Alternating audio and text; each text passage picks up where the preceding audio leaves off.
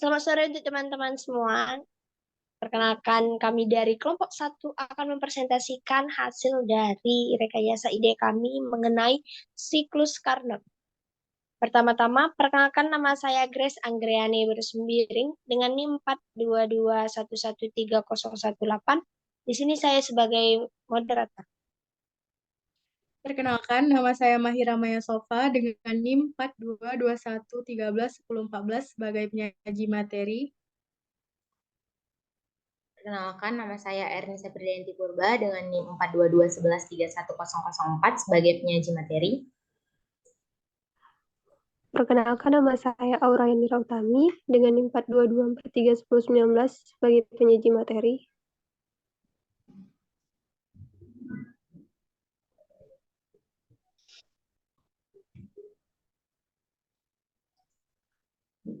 Woi Rian, kau satu lagi. Dan saya Emil Farizi dengan NIM 42231311034.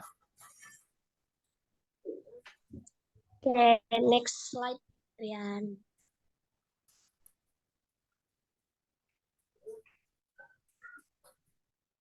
Baik, untuk pembacaan materi penemu siklus Carnot akan dibacakan oleh Saudari Erni. Untuk Saudari Erni, waktu dan tempat kami persilahkan. Baik, terima kasih kepada moderator atas waktu dan kesempatan yang diberikan kepada saya. Penemu siklus Carnot. Ilmuwan asal Prancis tahun 1824 memperkenalkan sebuah metode baru untuk menjawab bagaimana efisiensi suatu mesin dapat ditingkatkan. Beliau bernama Sadi Carnot, atau pada tahun 1796 sampai 1832. Mesin ideal yang diperkenalkan bernama mesin Carnot dengan siklus ideal atau siklus Carnot.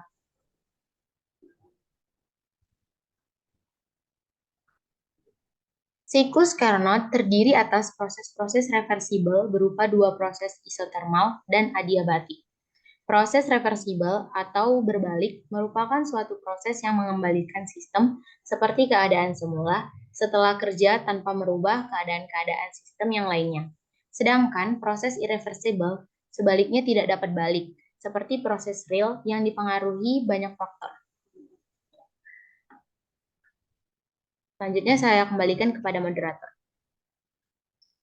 Baik, terima kasih kepada Saudari Erni sudah membacakan materi kita. Selanjutnya mengenai penjelasan siklus Carnot. Penjelasan siklus Carnot akan dibacakan oleh Saudari Aura. Kepada Saudari Aura, waktu dan tempat dipersilakan. Baik, terima kasih kepada moderator. Di sini saya akan menjelaskan tentang penjelasan siklus Carnot. Berikut ini adalah area siklus Carnot dimulai dari titik A.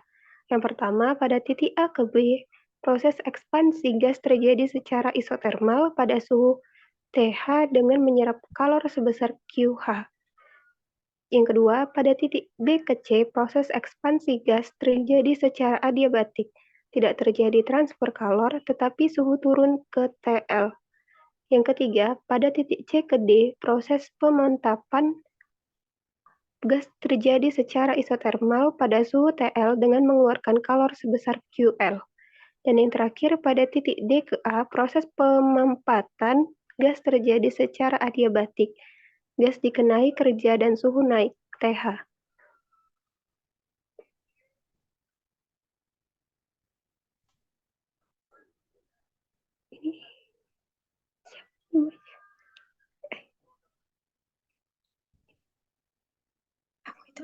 Saya kembalikan kepada moderator.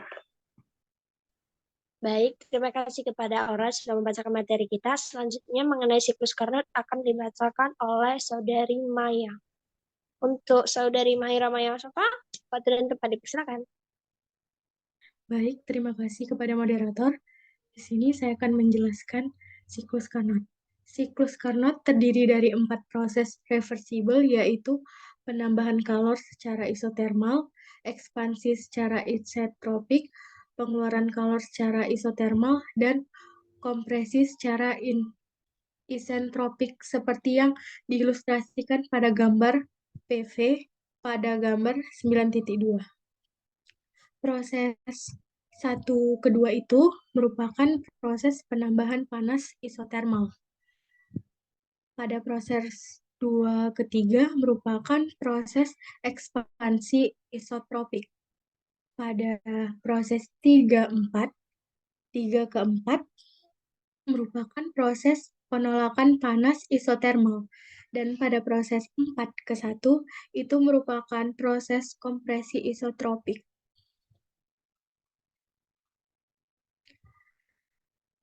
Diagram siklus Carnot ideal pada PV diagram luas 1, 2, 3, 4 sama dengan jumlah kerja yang dihasilkan pada siklus tertutup. Bisa disebut dengan W. Pada TS diagram luas 1, 2, 3, 4 atau 1 sampai 4 jumlah energi yang masuk pada siklus sistem disebut Q. Pada suatu siklus energi, W sama dengan Q. Efisiensi thermal siklus Carnot dirumuskan dengan N sama dengan TH dikurang TL per TH sama dengan 1 dikurang TL per TH. Baik, saya kembalikan kepada moderator.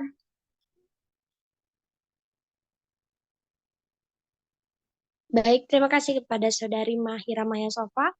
Selanjutnya akan dilanjutkan oleh Saudara Muhammad Rian. Kepada Rian, silakan dilanjutkan.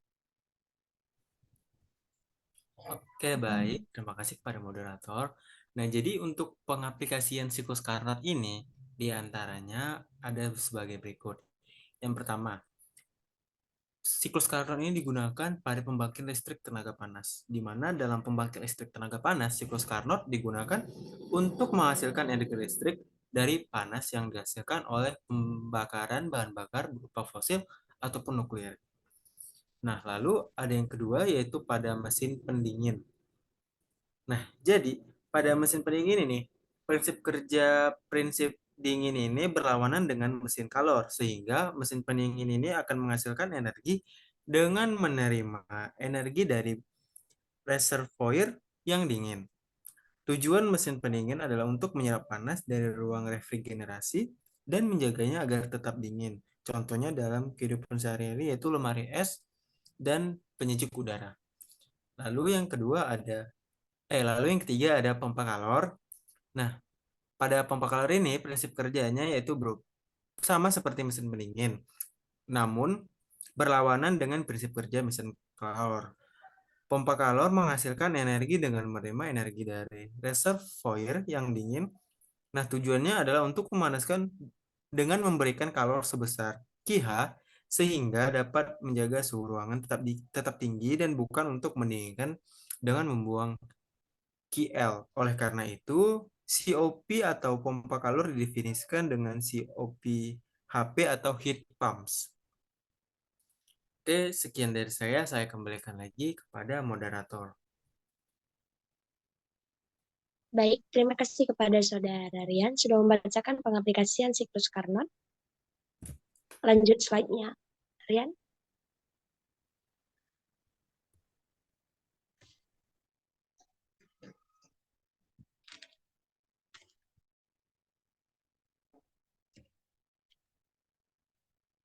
Baik, tentang batasan siklus Carnot akan dibacakan oleh saya sendiri.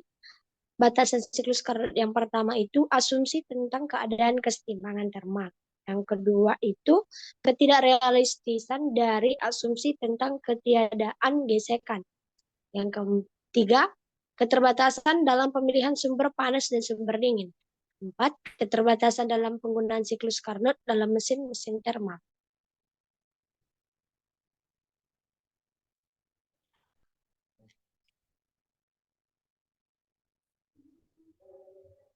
Next, Rian.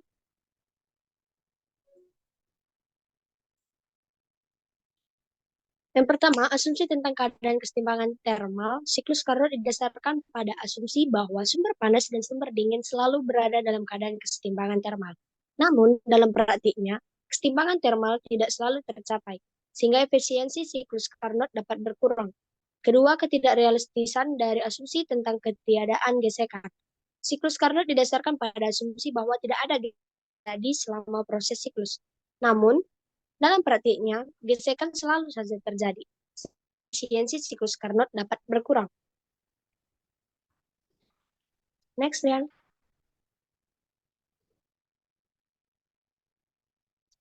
Yang ketiga, keterbatasan dalam pemilihan sumber panas dan sumber dingin.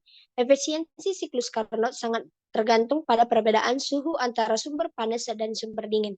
Oleh karena itu, pemilihan sumber panas dan sumber dingin yang tepat sangat penting untuk mencapai efisiensi yang optimal.